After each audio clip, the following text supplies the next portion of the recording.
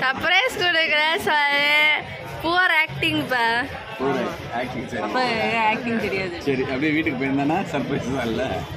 இல்ல நான் வந்து போலன்னு தான் நினச்சிருந்தேன். அம்மா தான் ரொம்ப உறுதியா இருந்தாங்க. அப்படியே 100க்கு 100 போயிடுவோம். அவ்வளோ உறுதியா இருந்த. அது எப்படி என்ன கதைலாம் அந்த கதையை சொல்லணுமா? சொல்லு. நீங்கள் சொன்னீங்கல்ல இன்னைக்கு, அல்ல நீங்கள் ஏதோ சண்டே நைட்டு ஏதோ சொன்னீங்க, அல்ல நீங்கள் வந்து சொன்னீங்க இல்லை டிக்கெட்டெல்லாம் எல்லாம் புக் ஆகிடுச்சிருப்பீங்க. நான் நம்பிட்டேன் அந்த லீவ் நல்லா ஒரு புக்காக இருக்கும் அப்படின்னு. அப்புறம் எனக்கு ஒரு டவுட். நெக்ஸ்ட் என்னுடைய இது தேர்ஸ்டேவா, தேர்ஸ்டே வந்து இன்றைக்கி ஒரு மத்தியானம் ஸ்கூல் இருந்துச்சு. இருக்கு மத்தியானம் ஸ்கூல் போனேன். ஃப்ரைடே தான் மத்தியானம் ஸ்கூல் போனால். அப்போ வந்து என்னாச்சு தேர்ஸ்டே நைட்டு அஜோரி டியூஷன் போயிட்டு வந்து அந்த கவுச்சில் படுத்துக்கிட்டு நான் பக்கத்தில் வந்து பேசிகிட்டு இருந்தேன். நான் உங்கள்கிட்ட ஒரு சீக்ரெட் சொல்லுவா அப்படின்னு. அவனோட என்ன சீக்ரெட் சொன்னால், அந்த மாதிரி நேற்று நான் பப்பாவோட ஃபோன் எடுத்தேன். அப்போ நீங்கள் அந்த டிக்கெட் எடுத்துக்கிட்டு வெனஸ்டே எடுத்துருக்கீங்க. சரி. நேற்று நைட்டு பப்பா ஃபோன் எடுத்து போட்டு பார்த்து திறந்து இப்போ டிக்கெட் இல்லைன்னு சொன்னோடனே ஏதோ அப்படி எடுத்துருந்தா பின்னாடி இருக்கும் அப்படின்னு சொல்லிட்டு ஃபோனுக்கு போடுறது கழட்டி பார்க்க போனோன்னா, அப்போ வந்து டிக்கெட் மாதிரி இருந்துச்சு. அதை வந்து பப்பா வந்து எடுத்தோட சொல்லாத எடுக்காத ஏதோ சொன்னாங்களா. இப்போ வச்சுட்டு இது பண்ணிட்டானா. அது வந்து என்கிட்ட சொன்னாங்க அந்த மாதிரி சீக்ரெட்டு வந்து சொல்லிட்டு சொல்கிறான். அப்போ நான் சொன்னேன் எனக்கு அப்பவே தெரியும். நான் நீ ஸ்கூல் போன பிறகு நான் வந்து அதுக்கப்புறம் என்கிட்ட சொன்னீங்க. நான் எப்படி ரியாக்ட் பண்ணேன்? இல்லை இது கம்ப்ளீட் ஆகலை. அப்புறம் என்ன சொன்னேன் உங்கள்கிட்ட சொன்னேன் மாதிரி நீ வந்து சொல்ல உடனே அல்ல அதிகமாக சொல்கிறது வந்து தேர்ஸ்டே நைட்டு. ஃப்ரைடே வந்து இவன் வந்து ஸ்கூலுக்கு போயிட்டான். ஸ்கூலுக்கு போன உடனே நான் வந்து மத்தியானம் நல்லா இல்லை இவன் பார்த்தது வந்து வெனஸ்டே நைட்டு. அதுக்கப்புறம் தேர்ஸ்டே நைட்டு இன்னும் என்கிட்ட சொல்கிறாரு தேர்ஸ்டே நைட்டு இந்த மாதிரி பப்பா தெரியுமா. அப்புறம் நான் சரி அது அப்படின்னா நாக்கில் பார்க்க டிக்கெட் கன்ஃபார்ம் பண்ணிக்கலாம்.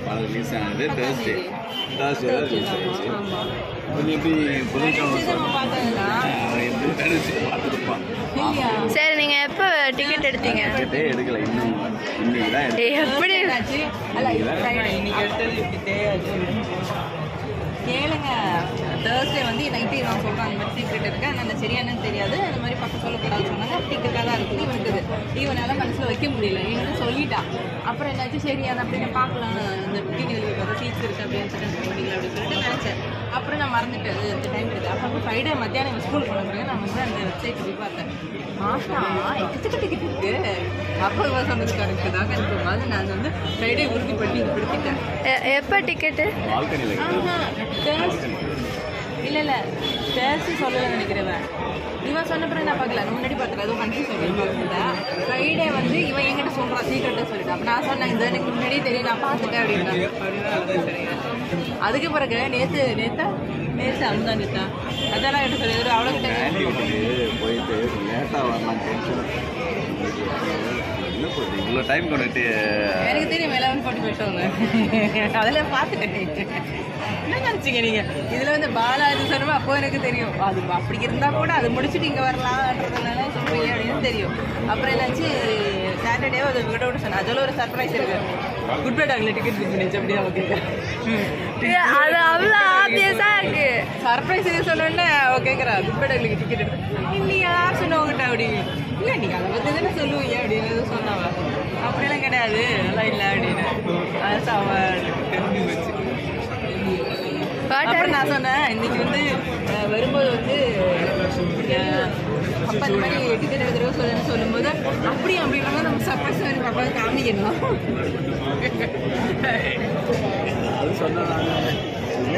அப்படி ரியாக்ஷன் கொடுக்கணும். திருப்பி அதுக்கு பிறகு வந்து அங்கே போய் பர்ஃபி எடுத்து காமிக்கணும். முன்னாடி எங்களுக்கு என்ன தெரிஞ்சிச்சு உனக்கு? ஒன்றும் புரியல. புரிஞ்சது. அது என்னாச்சுன்னா இவன் என்கிட்ட சொல்லும்போது அதுக்கு இவன் சொல்றதுக்கு முன்னாடி நான் பார்த்து வச்சுட்டேன். அப்போ வந்து அவங்கள்ட்ட சொன்னதானே தெரிஞ்சிச்சு எனக்கும் தெரிஞ்சிச்சு. அதுக்கப்புறம் அதெல்லாம் நேற்று நைட்டு ஒரே குழம்பு விட்டேன். அது சொன்னேன். பப்பா எடுக்கலன்னா அன்றைக்கி சொன்னான். பப்பா எடுக்கலன்னா அடுத்து நான் பப்பா சும்மா சொல்லியிருப்பாங்க அதெல்லாம் எடுத்துருப்பாங்க. நான் கான்ஃபிடென்ட்டாக இருந்தேன் நிறைய தெரியுமே. அது ஒரு நடுவில் நான் கேட்டேன். அது நேற்று கேட்டல வந்துட்டேன்.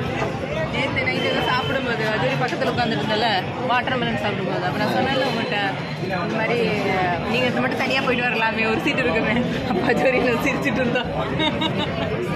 அவனுக்கு சிரிப்பு அடக்க முடியல. சிரிப்பு வந்துச்சு அவருக்கு. வாட்டர் மெலன் சொன்னல பாப்பாவை மட்டும் போட்டு நீங்கள் மட்டும் போயிட்டு வந்துடுங்க அப்படின்னு சொல்லும்போது சிரிச்சல நீங்கள் நான் சொல்லிடுவேனோ அப்படின்னு. உங்களுக்கு அது வேற டென்ஷன். நான் சொல்லி உங்களுக்கு கோவம் வந்துச்சுன்னா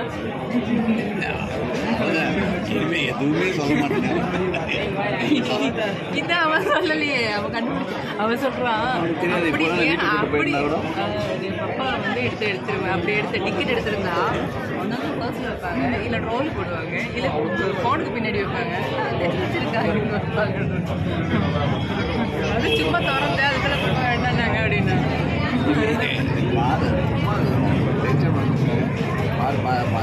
அம்மாட்ட சொல்லாது அதுக்கு பிறகு நேற்று கடை விட்டேன். அதே நான் சொல்லிட்டேனா இவன் எப்படி சொல்லி வந்திருக்கானா நான் எல்லாரையும் இப்போ கூட்டிகிட்டு போகிறேன் அப்படின்னு சொல்லிட்டு இவன் கூட்டிகிட்டு போகிறேன் சொல்லிட்டு வந்திருக்கான். நான் எல்லாரையும் கூட்டிகிட்டு போகிறேன் அப்படின்னு சொன்னேன். ஆஹா நீ கூட்டிகிட்டு போகிறேன் சொல்லிட்டு வந்திருக்கேன் அப்படின்னு. அந்த மாதிரி நடந்துச்சு. இருங்க நில்லுங்க நில்லுங்க ஒன்றா நில்லுங்க மத்தார் நில்லுங்கம்மா ஃபோட்டோ எடுக்கல. சரிங்க ஆலப்பழத்தை கணக்கு எடுத்துருந்தா சர்ப்ரைஸ் எடுப்பீங்க.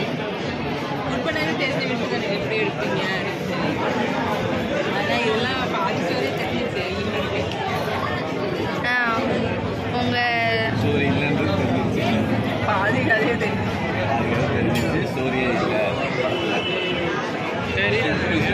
உங்களுக்காக தான் வரோம். அவ்வளோதான். அஜித் ரசிகன் ஒரு அஜித் ரசிகனா உங்க தாட்சன். நான் எப்பயோ படம் பார்த்துட்டேன் தெரியுமா? இல்லை படம் பார்த்து அன்னைக்கே பார்த்துட்டேன்.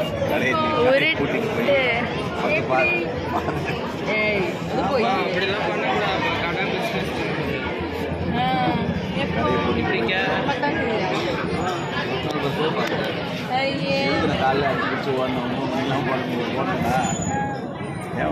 அது போய் உங்க குடும்பத்துக்கு தெரியாம நீங்க மட்டும் படத்துக்கு போறீங்க. அதுதான் இப்போ உங்களுக்கு சர்ப்ரைஸ்.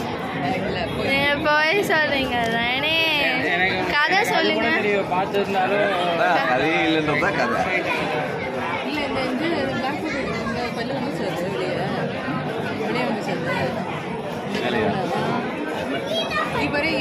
சம்பந்தமே இல்லாததுக்குலாம் வீடியோ எடுக்காத.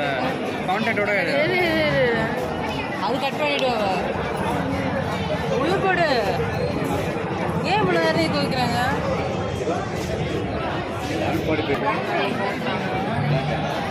லேப்டாப் பண்ணி பயமா இருக்கு.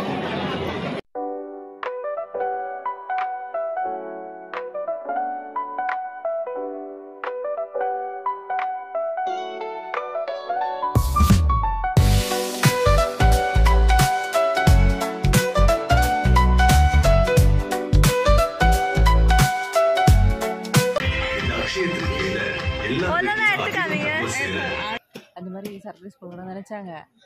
ஆனா அது வந்து சூழி போய்னா